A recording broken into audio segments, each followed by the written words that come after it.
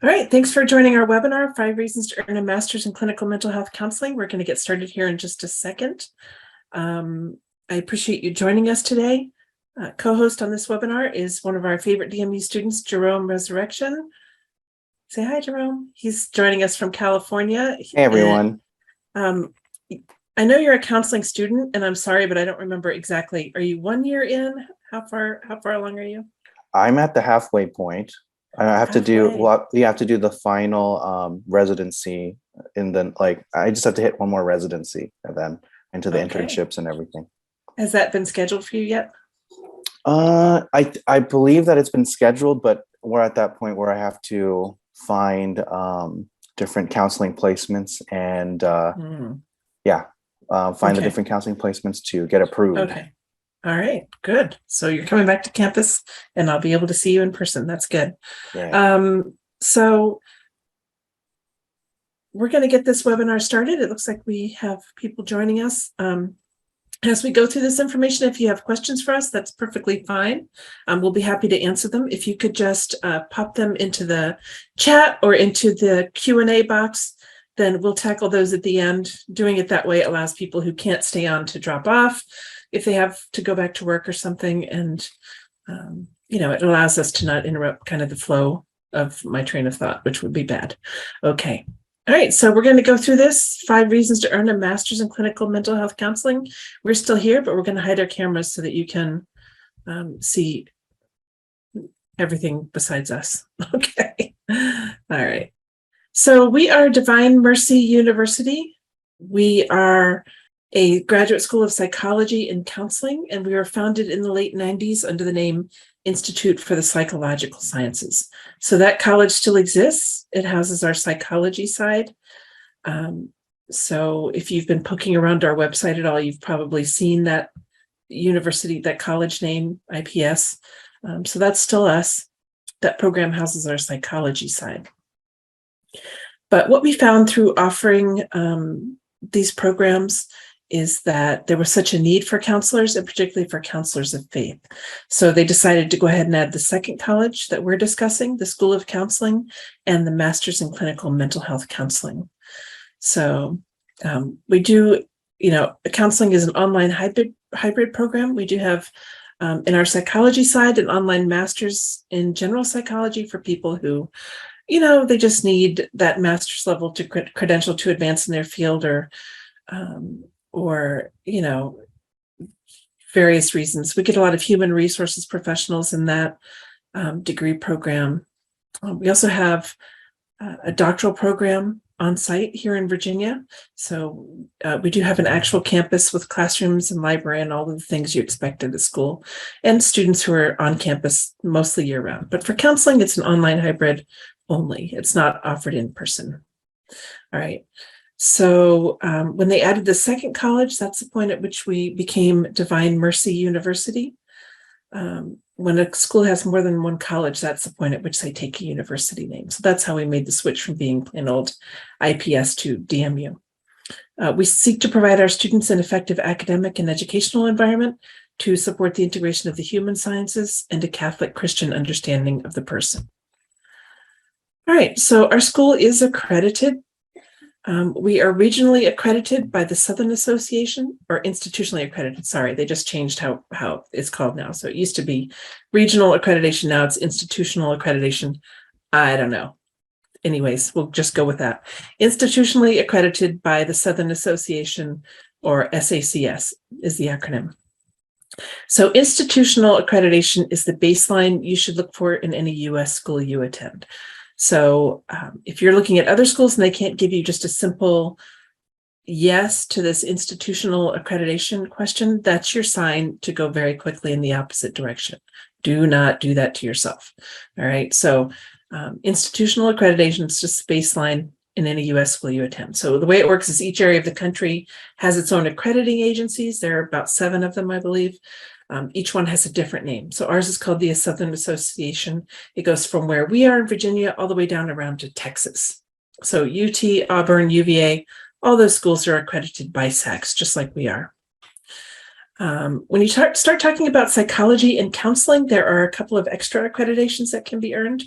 APA, American Psychological Association, is kind of the big dog of all of those. Most people have heard of APA. So our school is APA accredited. In fact, we became only the second school in the whole history of the APA to receive the full 7-year accreditation grant on the first try. So because of COVID, they just extended that 7 years to 9 years. So we don't have to jump through those hoops anymore until 2025, I believe. When you start talking about counseling, the extra accreditation for that type of program is known by the acronym CACREP, CACREP. And that stands for Council for Accreditation of Counseling and Related Educational Programs, CACREP. So if you haven't heard of CACREP yet, just tell somebody you're interested in becoming a therapist and you'll hear about it pretty quickly. So CACREP's a great thing to have. We're committed to earning it for our students. And in fact, we're at the tail end of the process. We've done everything we need to do to earn the accreditation. We've submitted all our paperwork. We've answered all of their follow-up questions. We're just waiting for them to schedule our on-site review and then hopefully accreditation. We are praying, please pray with us that that on-site review will happen this fall and we can wrap this up early next year. So we're committed to earning it for our students. It's a great thing to have. But the reality of CACREP is that the most states do not require it for licensing. So right now, without CACREP, our degree is fine in 39 states. Once we wrap up this process, the 10 states that do require it will come under our umbrella and our degree will be fine in 49 states. The one holdout is going to be Illinois, and that's because to be licensed in Illinois, you have to go to school in state. All right, so I see someone has raised hand. So if you have a question, please just pop it into the Q&A or into the chat box, and we'll get to you at the end of the presentation. All right. So what makes us different? So Divine Mercy University has a special model called a Catholic Christian meta model of the human person. So this model is unique to our university. It was developed by our faculty.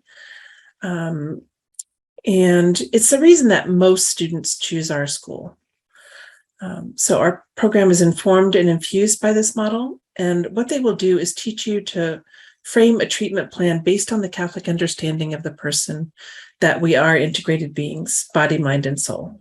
And so as a clinician, when you inevitably encounter somebody who doesn't believe in God, who doesn't want to talk about God, that's okay. You know, we understand that the objective truth of who we are and how we were created does not hinge on someone's belief or unbelief. So you can help them reach flourishing, even if they never want to talk about God.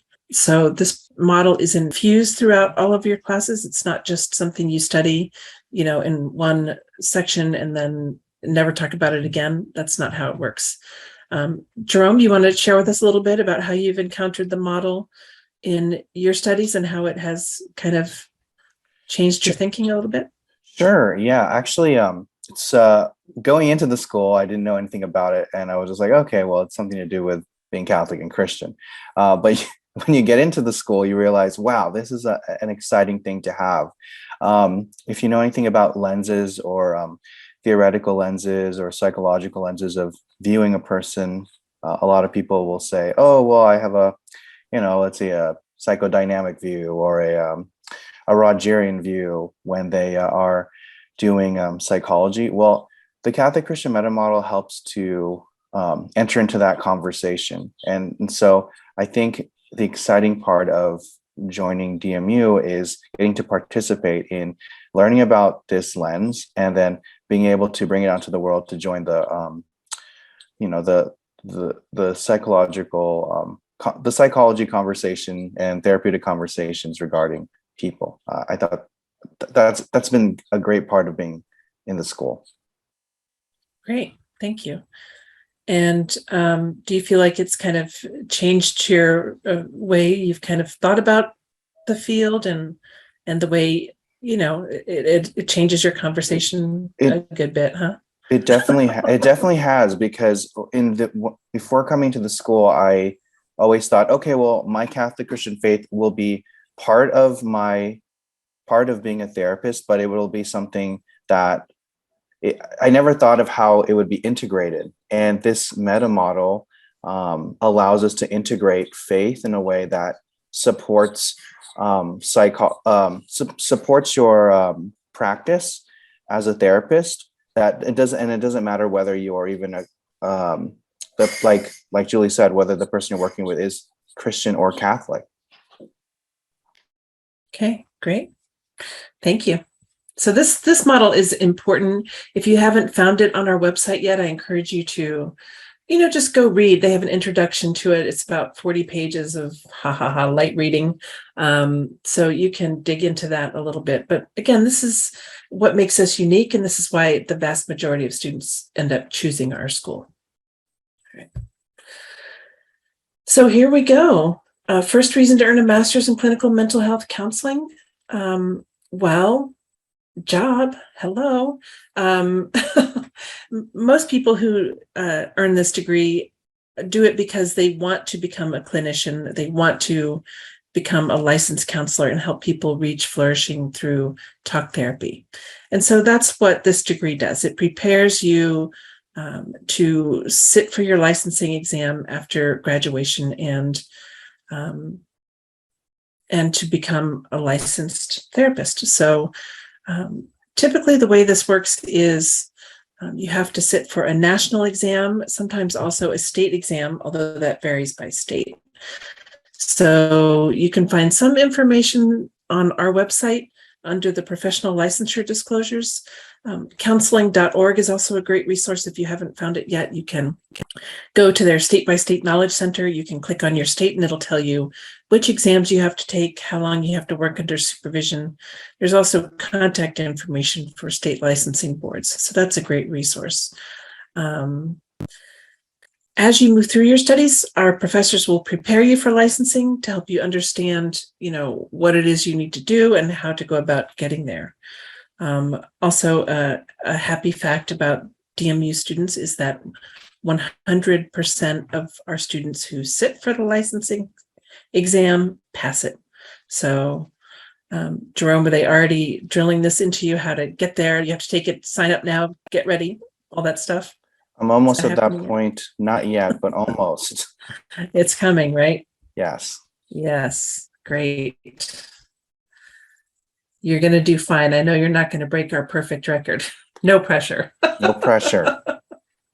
All right. So second reason to earn a master's in clinical mental health counseling.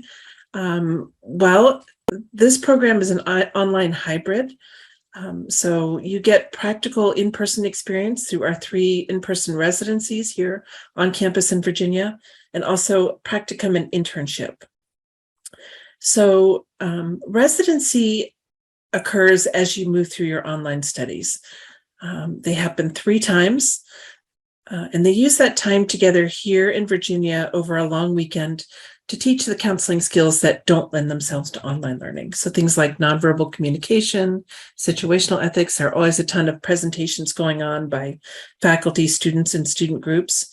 It's also a big gateway weekend. So all the professors are there with you, and they're looking to make sure that each student has gained the skills needed to be ready to move on to the next section. So the first one's always 8 weeks after you begin. Right now, we're enrolling for our January cohort. So students who begin school in January will come to campus for the first time the first weekend in March, I believe it is. The second one's always a year later, so you'd come back the following March.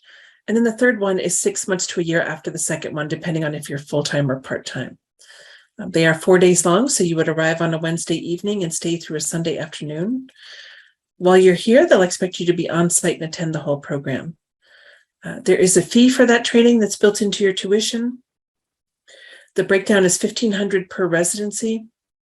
That fee covers your training, obviously, but also your hotel and most of your meals while you're on campus. So it's kind of one-stop shopping. You just show up and we take care of the rest. So Jerome, do you love residency? Oh yeah, they're amazing.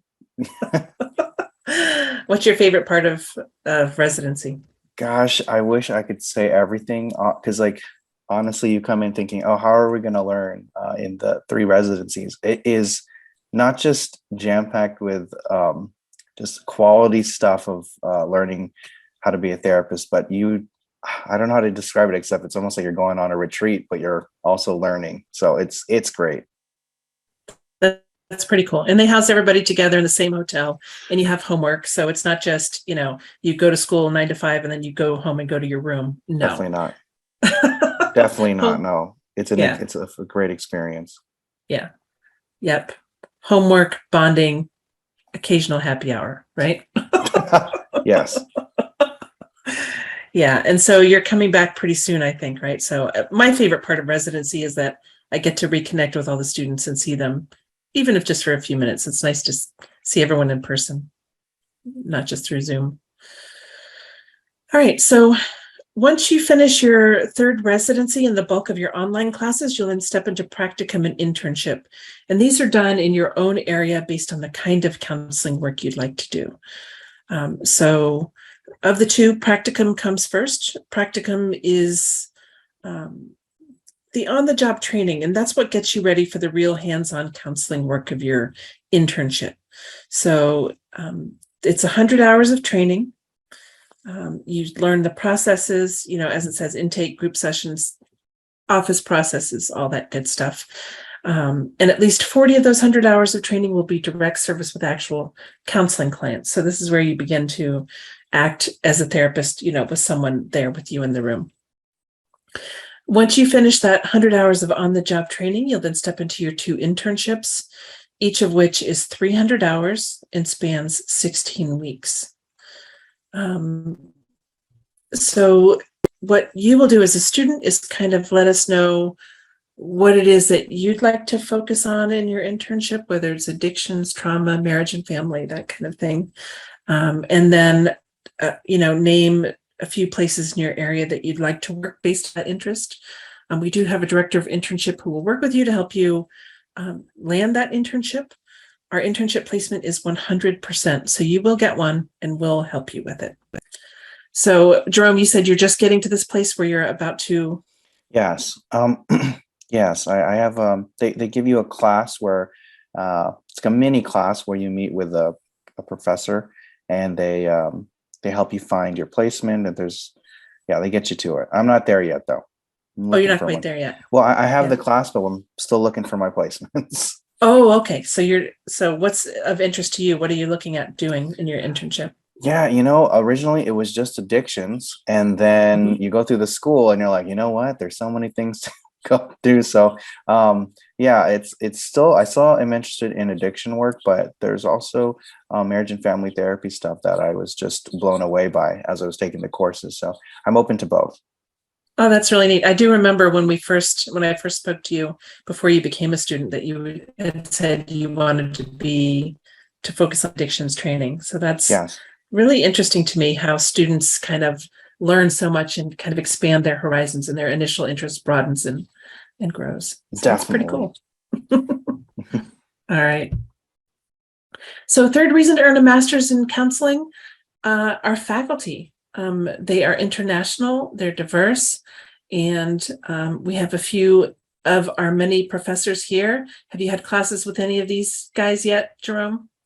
Everyone except for Stephen Sharp, Professor Stephen Dr. Sharp. But he's going to be your director of training and internship for the Western states. That's exactly. Yeah. So I haven't met with him yet, but I'm meeting with the other professor in that program, Professor Warren. But every one of all of these other professors I have met with and I've had classes with, they're all great. Okay, awesome. So Dr. Vivleka is the new program director for the School of Counseling. So she just stepped into that role about a month ago. So she's off and running, doing a great job at the helm. And then beside her, we have Dr. Keys. He is director of internship and training for the Eastern states. So everyone east of the Mississippi will work with Dr. Keys. And then Jerome happens to be in Cali, good old California. So he'll work with Dr. Sharp, who handles all of the students who are west of the Mississippi for their internship placement. And then Dr. D. Liaco, he is one of our professors. He actually is in Philippines, so he works remotely. We don't see him on campus too often, but every once in a while there's a sighting. And then Dr. Humes, I believe, is in the north central part of the country, like one of those cold states up there, Michigan or Minnesota, something like that. So yeah, they're all great. You'll encounter all of them. All of our faculty are practicing and experienced clinicians, so they do understand what you need to learn, for your vocation as a counselor. Anything you want to add about these guys, Jerome? No, you did great. They're all good. Thanks. Yeah, they're all great. All right. So fourth reason to earn a master's in clinical mental health counseling.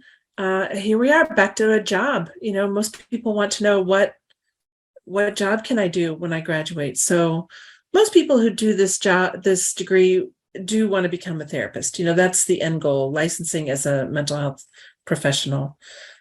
However, it is a super flexible degree. You can do a lot of things with it. For a time, the dean of students at DMU was someone who had earned a master's in counseling. In the county where I work, in the social services department, the person who runs and oversees all of the social workers for the county, she is someone who has a master's in clinical mental health counseling. So it's very flexible. There's a lot you can do with it. But most people do tend to become a therapist, at least initially. And then if you want to know how much you're going to earn, I can confidently tell you, I don't know. So what you have to do is kind of, use your search engine of choice and kind of look in your area and see what the median rate is in your area for what people earn. If you're going to work in a homeless shelter, you're going to earn a homeless shelter salary. If you're going to go to a reasonably metropolitan area, hang up a shingle, go into private practice, you're probably going to hit six figures pretty quickly. So, it just depends on what you do and where you are. So fifth reason to earn a master's in clinical mental health counseling. Well, it's super flexible. It is an online hybrid, so the classes are available 24/7 whenever it suits you to access the material. So as long as you have your computer and the internet, you can be anywhere in the world you want to be and still get your schoolwork done. As you move through your studies, your professors will arrange for real-time meetings to do things like question and answer, discussion group, review, that kind of thing. So you will work very closely with your professors.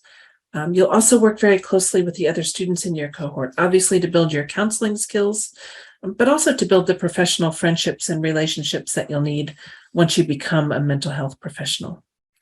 So Jerome, you want to tell us a little bit about the professors you've gotten the opportunity to work with and the relationships you've been able to build, even though it's quote unquote just online? Right. Yeah, when you hear online, you think, oh, this is not going to be personal. And some of you may have taken online classes before with other colleges as you've tried out your different, let's say, degrees or trying out different paths. I think that here at DMU, I've not had that experience where it's not personal. Very quickly, because you're in a cohort, you grow with the classmates, you grow with the professors, and then it just, once you get on the residencies, then everyone grows even more, and you come back. And when even if some of my classmates were from Australia, some of them were from the Philippines, just different parts of the world, and yet everyone was very connected. And there's this sense of feeling like we're all on the same mission to bring support to the world. So it's just fun, and it's nothing like an in-person. It's far from impersonal. That's great. Thank you. All right. So our acceptance requirements are pretty straightforward. You have to at least have a bachelor's degree. We don't care what your bachelor's degree is in. Most people who start in the DMU School of Counseling don't have a bachelor's in psychology. They don't have any experience in the field. So I don't care if it's in a bachelor's in synchronized swimming. You come on over, because it's a entry-level program. We'll start you off at the beginning, just like everybody else. We do, however, require a GPA of 3.0 overall, or in your major, or in your last 60 credits. Now, this is not necessarily a deal breaker. So if you feel like yours might be a little smidge beneath that, don't worry about it. Just contact me outside of this, and we can see what we can do to get an exception for that requirement. We also require the GRE. So the GRE is a standardized entrance exam for graduate school, similar to the way the SAT or ACT was the standardized test most people take to get into the bachelor's program. So you have to take it if you have only a bachelor's degree. If you have completed a master's or above, we can waive this requirement for you. And you would, again, just need to let me know, outside of this form, and I would help you with that exception. The good news for those of you who have to take it, we don't use the GRE to make admissions decisions. This is really a formality. In fact, you can apply and, be admitted before we ever see your GRE score. So you just have to do it. We don't really care what your score is. We definitely don't care what your math score is. All right, so don't let that bog you down. If you are an international student, in addition to your transcript, if it's in a language other than English, or if it's graded on a scale other than the 4.0 that we use here in the US, it would need to be it would need to be evaluated for equivalency in the US. And I can help you with that as well. If you are an international student whose native language is not English, then we do require the TOEFL, and you can see the details of the scores that we require there. All right, so that's the long and the short of what it takes to become a student. And here's where it gets real. So right now, it is $8.98 per credit.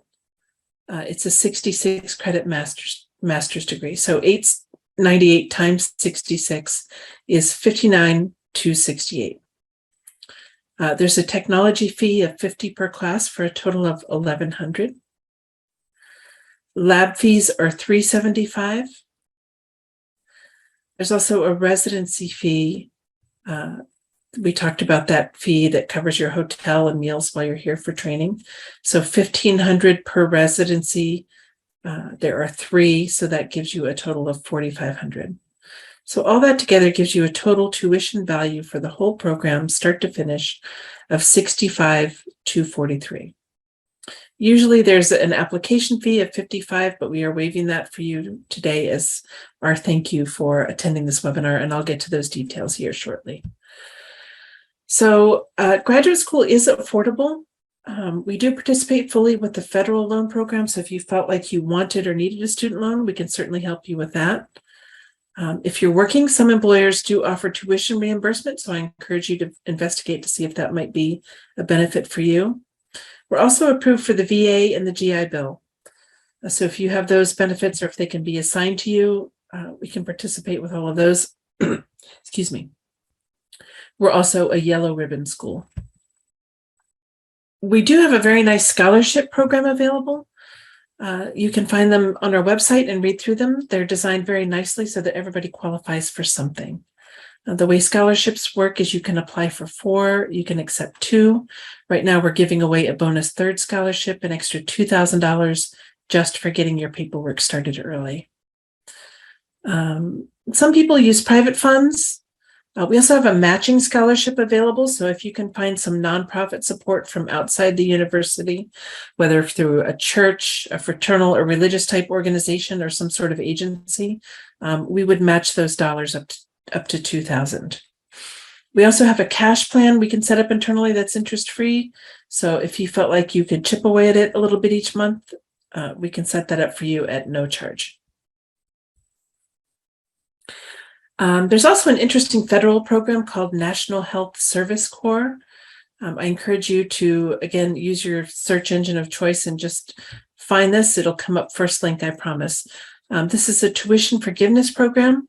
And the way it works is if you're willing to work in an area designated either low income or underserved for 2 years after you graduate, once you've served 3 months of that agreed upon 2-year period, they'll give you a lump sum of up to $50,000 towards your student loan debt or tuition cost in exchange for that. So since you have to work under supervision anyway after you graduate, this is an excellent way to go if you can work it out. I encourage you to visit their website, look through their interactive map, see what might be available to you in your area. All right, so TMU also partners with a lot of different institutions and entities, a lot of dioceses, mission companies, colleges. This is not an exhaustive list, so if you are looking for something you participated with and it's not here, just check with me. There are some mission companies that aren't listed and various other parishes and dioceses and that kind of thing. And so whatever discount we've established with these groups, then we would be happy to extend to you as a member. If you don't happen to belong to a diocese or a parish listed, that's okay. You know, if you can get a good standing letter from your parish secretary saying that you are a registered parishioner and that you attend Mass, you know, as part of the parish, then we'll extend a 15% automatic discount to you for that relationship. And you can also apply for any of the other scholarships that you wish to pursue. So you can stack up your discounts pretty quickly here. So this is a really nice way to go. And you can find a list of our partners on the website. They're updating it pretty regularly. So that's another great way to see a longer list than this one. All right, so our entrance requirements, again, are the bachelor's degree, the GPA of 3.0 overall, or in your major, or in your last 60 credits. We require the GRE. There's also an interview process. So once all of your application paperwork has been compiled and your financial aid work is done, we'll set you up for 2 online interviews. The first one's easy. It's a quick 30 minutes with me. Mostly it's a coaching session to get you ready for your big interview. That one is a 3-hour online group interview with 2 or 3 other applicants and 2 faculty members. Jerome, do you remember your interviews? I do very much remember my interviews. And how intimidating did they sound versus your actual experience? Oh, they sounded intimidating, even though Julie said don't be intimidated. But I still remember, if I just any advice to give any of you, please follow the time limit. That's it. That's the main thing. Yeah. Please go with that time limit. Yeah. And like I said, I will coach you, work with you. We'll talk about it so you know exactly what to expect and, you know, how the time limits work and all that. So most people, once they get to the interview, they have fun with it. They enjoy it. It gets them excited for the program. Did you find that, Jerome, that you enjoyed it once you were over being nervous? Yeah, no, it was fun. Every part of this program is fun. Everyone, gosh, guys, everyone should just join. Thanks, Jerome. We're not paying him. He really thinks this. Yes. All right. So how to know if this program is the right path for you? I ask you to carefully consider these questions and, you know, tell yourself the truth. Do you have the desire to help heal the whole person and to help people flourish? Do you want to have a career that will enable you to answer the question, how can I help people? What can you do to make a positive contribution in others' lives? Can you be an instrument of healing? And then lastly, and this is an important one, if you were to apply and be admitted, are you committed to seeing this through? Are you someone who finishes what you begin? So if you can give an honest yes to all of these, we'd love to invite you to begin the application process. It's pretty quick, pretty straightforward. You know, the first step is just an online demographic form. It takes 20 or 30 minutes. You can do it today if you want to. Once we have that, we'll ask you to do your student loan document. And, you know, I'll provide information on how to go about doing that. Then we'll ask you to compile your other documents, essays, resume, transcripts. We require 1 recommendation, faculty or professional, and you'll need to begin working on your GRE. Once we have those documents, we will set you up for your interview and then hopefully admission. School begins January 11th, 2023. It seems a little far away right now, but trust me, it's coming quickly. We have room for 42 students in our cohort. We just raised the number by 6. So I'll tell you that we are already above 30% capacity for January because we had such a big waiting list for the fall. So if you're thinking this is the program for you, you want to get moving and apply right away so that we can get you an early interview spot. You can get through your onboarding tasks and be seated in the cohort with plenty of time to not have to worry about this over Christmas. All right. So I really want to thank you for attending the webinar. Thank you, Jerome, current MSc student, for giving a little time out of your day to talk with us about your experience as a DMU student. If you have questions, you can go ahead and pop them into the chat or into the Q&A. I'd be happy to answer them. You can also contact me directly. This is my direct office number. You can call or text me at that number. You can email me anytime. Email and text are the best way to get me quickly. I'm on the phone or in meetings or doing webinars a lot, so I can't always answer the phone immediately, but if I miss your call, I'll get back to you right away. And then as a thank you for attending this webinar, we're going to give you this code here to waive the $55 application fee as our little thank you for your time today. So go ahead and jot that down. This recording will be emailed to you at some point, I believe, by our marketing team. So if you want to review it, you can. Again, feel free to contact me anytime for questions. So I don't see any questions coming into our chat or into our Q&A. So good job, Jerome. I think we did it. We did it. Have a great day. Thanks for joining the webinar, and we appreciate your time.